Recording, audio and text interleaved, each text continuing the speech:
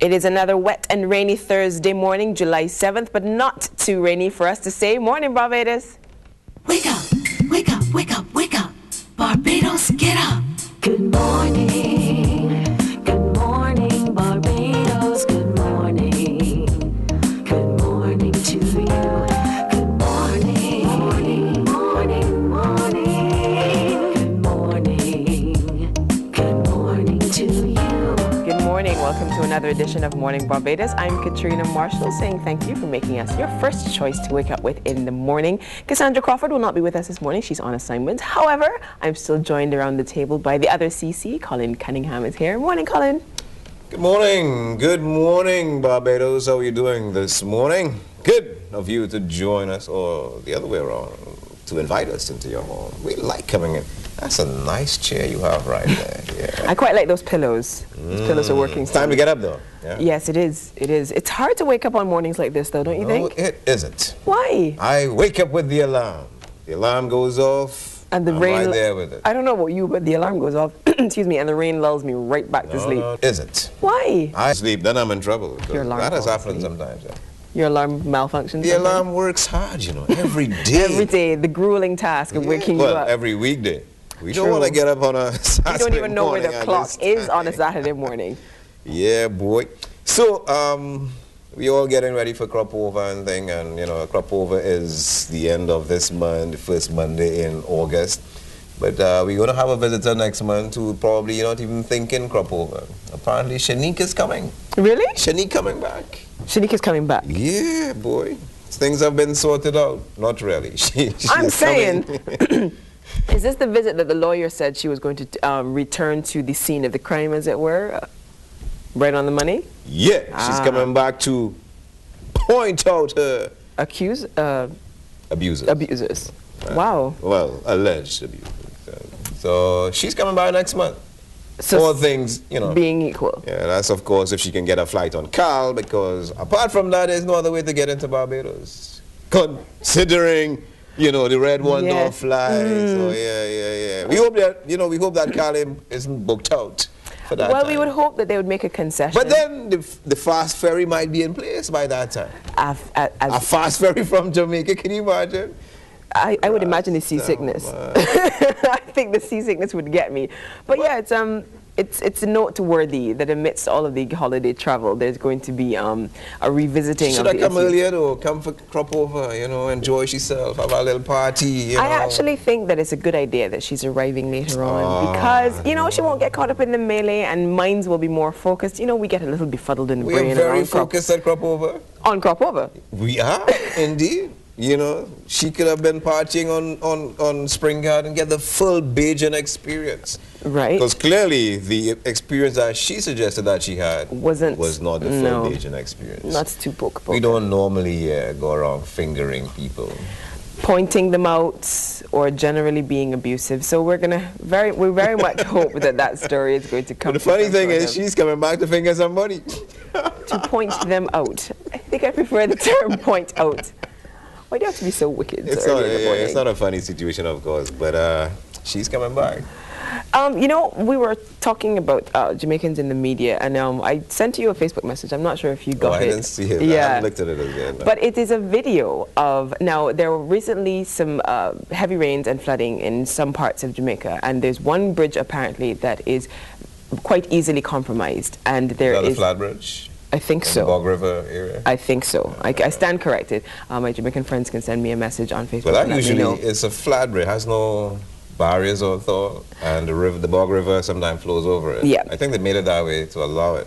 But sometimes people on the bridge get caught in it. And that is where the issue arose.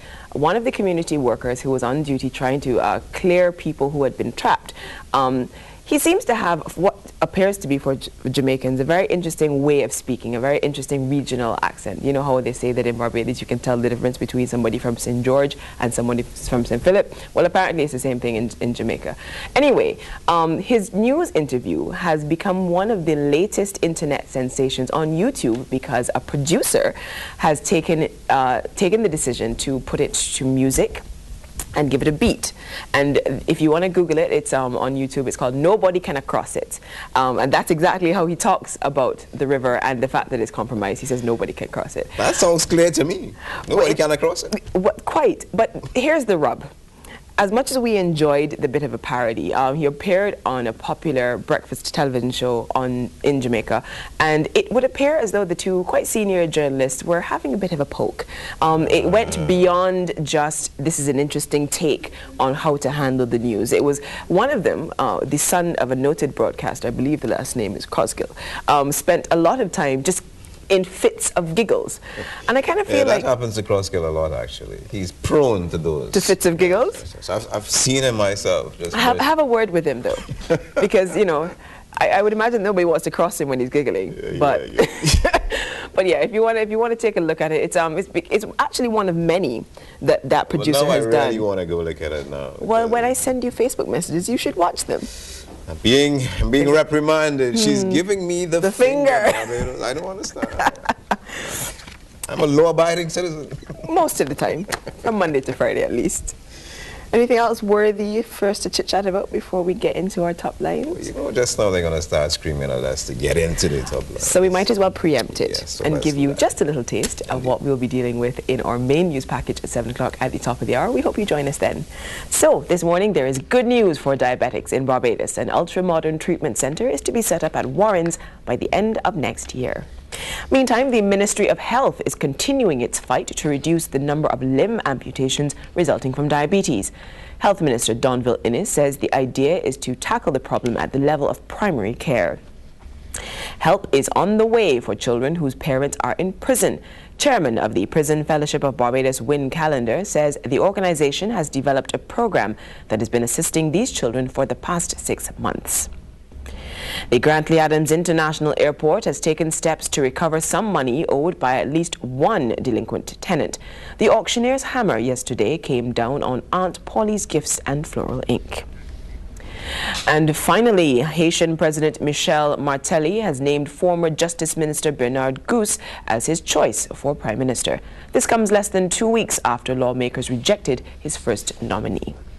Now, speaking of whispers in our ear, before we get to the international headlines, Colin, I believe someone's tapped into your Facebook page and found that video. Shall we take a look at the Nobody Can Cross It parody? Residents were forced to pay between $250 and $500 to cross, as transportation was restricted to either a heavy-duty vehicle or being lifted across. Right now, nobody can cross it. It's only who can understand it. Cross it.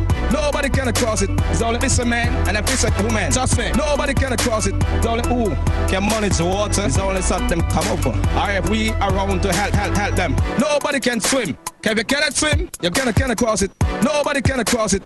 If we around to hit them over. This a man can cross it, and if it's a woman cross it. Cannot swim, trust me. You're going to St. Thomas. One. Nobody can cross it. It's only who understand it. Cross it. Nobody can cross it. It's only this a man, and if it's a woman. Trust me. Nobody can cross it. It's only who can manage the water. It's only something come over. Or if we around to help them. Not all the vehicles can cross it. This vehicle cannot cross it. We lock away in the wilderness. Nobody can cross it. Cross. Yesterday, Colin, you see why you should have watched the video? He's having Yo, that's a hit. I'm telling you, man. He is an overnight sensation in Jamaica. He cannot walk down the street without someone asking him if he's the guy from the video. I love it. It's gone completely viral, as the gentleman who did the remix. He has also become an overnight sensation. I think he's a little bit uncomfortable with it, though. He says, I'm just a law-abiding citizen. I don't want to be famous. Well, the last law-abiding citizen we saw was that movie, but I like it. I think I would put that on my iPod. Nobody can cross it. You can't quite do it. Cross it. You can't Nobody quite do can cross it. Anyway, it's there are other things happening in the rest of the world, and you have a copy of the International Herald Tribune to tell us just that. And we're going to really segue into some serious stuff now, because we're going to Spain, where there's a scandal of Spain's stolen infants. You know, we had this story in, well, everyone should know the story in Australia, where the children of Aborigines were taken away. But in Spain, it's now coming to light. Last week, Concepcion Rodrigo Romero, who is 78, she joined the growing ranks of Spanish mothers who have taken legal action to confirm startling allegations that their newborns were among thousands abducted and then very likely sold for adoption. She gave birth prematurely back in 1971. She was told by one doctor the child was premature but would live and would get bigger. That doctor disappeared, and then another doctor told her the child was sent to another hospital and died. She's been going to an unmarked grave for years thinking that the baby's in that grave. Now she's got a court order for the remains to be exhumed so her suspicions can be confirmed. And there are a lot of mothers now coming out in Spain. Not a good story. The House of Commons erupted in collective outrage over Britain's phone hacking scandal yesterday, with legislators rising one after another to denounce tactics used and the power wielded by the media in general and by Rupert Murdoch in particular. News of the World in England alleged to have hired an investigator to tap into the cell phone of a girl who was missing. Now, why the outrage is because while the girl was missing, he tapped into her cell phone and listened to her messages and deleted some of them so that maybe more can come, you know, to create space. So the parents, realizing that messages were deleted, were in hope that she was alive. So there's a lot of outrage in England right now. And European officials scrambled Wednesday to prevent the debt crisis in Greece from destabilizing their currency union, threatening credit rating agencies with possible retaliation after a decision by Moody's on Tuesday to downgrade Portugal's debt to junk status, and that raised fears that Spain and Italy might soon find themselves in the line of fire too. Well, welcome to the club. Now they're going to band together. Let me see that. They're threatening the credit rating agencies with possible retaliation. Where were they when Barbados was downgraded? Come on. We're part of, you know, so what's with that? Come on. Those are some of the stories on the international scene, the International Herald Tribune, of course, newspaper direct. You may get yours if you're that interested. And on the front page of The Nation, we take a look at what's happening in local headlines. Stalls going up. The picture says all. The National Cultural Foundation making early preparations for the crop over activities on Spring Garden Highway. Yesterday, workmen descended on the enclosed pasture on the highway and started erecting several of the pre-built stalls for vendors to ply their trade. Cannot wait. Got the festival fever. Snack attack. Call for health professionals to lead by example. The costly health dilemma that the country is facing was in sharp focus yesterday as school canteen operators complained that children rejected nutritious snacks, while a call went out for health professionals to lead by examples.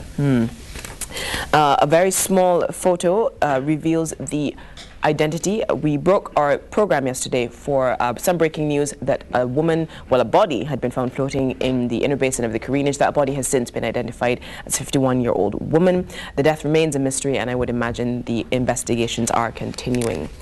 On the back page, RSPCA mad not seeing eye to eye over stage prop for sheep's sake. If you know anything about the song, you know that sheep play a very large part in one of our Calypso songs, but apparently being used as a prop is proving to be a little bit of a problem. So if you want to find out what's happening with the tents, the person who sings the song, the person who uses the prop, pick up a copy of The Nation. To look at now what's happening in The Advocate. Major medical development. Barbados stands to benefit to the tune of $200 million per year in foreign exchange over the next 5 years, and that's just a conservative estimate. This is due to a major development which will see the country being at the forefront of the global medical tourism market. That's a new, big and interesting market we're ready to take hold of. Parents and teachers must team up is the next headline. Of course, that's a suggestion from Deputy Chief Education Officer Erwin Graves.